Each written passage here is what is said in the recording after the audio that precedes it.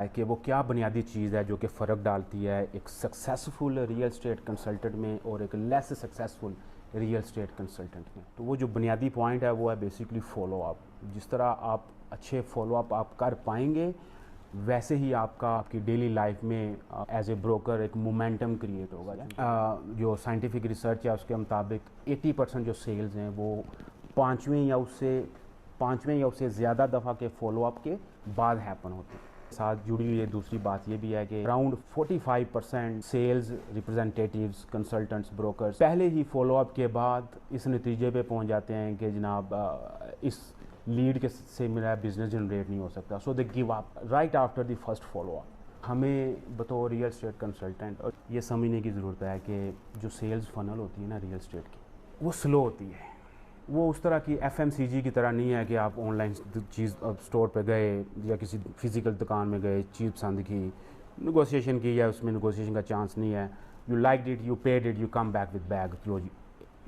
ये sales funnel जो real estate की थोड़ी स्लो होती है। Y?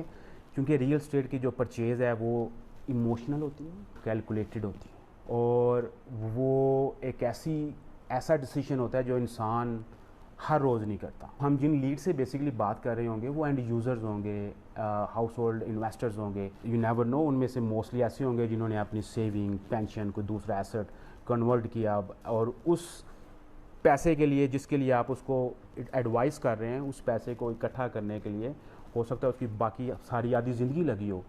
So for him to take decision based on your advice, ये एक बड़ा डिसीजन होता है। का real estate funnel is a slow moving funnel, ये हमने जहन में रखना है। इसलिए follow up is important. Y?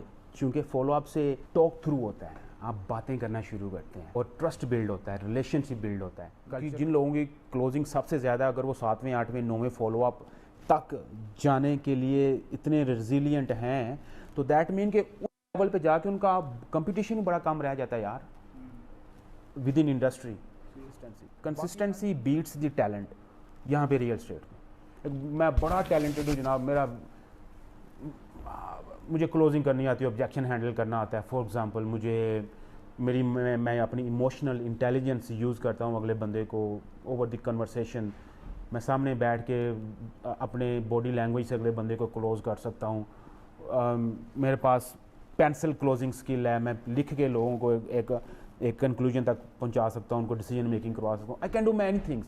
लेकिन ये सारा टैलेंट होने के बावजूद अगर मैं कंसिस्टेंट नहीं हूं, ठीक है, मैं अपनी एफर्ट में कंसिस्टेंट नहीं हूं, I can't close real estate में। इसलिए जो लोग डिसिप्लिन्ड होते हैं ना जी, नॉर्मली वो बेहतर कर जाते हैं उन लोगों से जो बहुत ज़्यादा जो जिनके पास टैलेंट हो भी।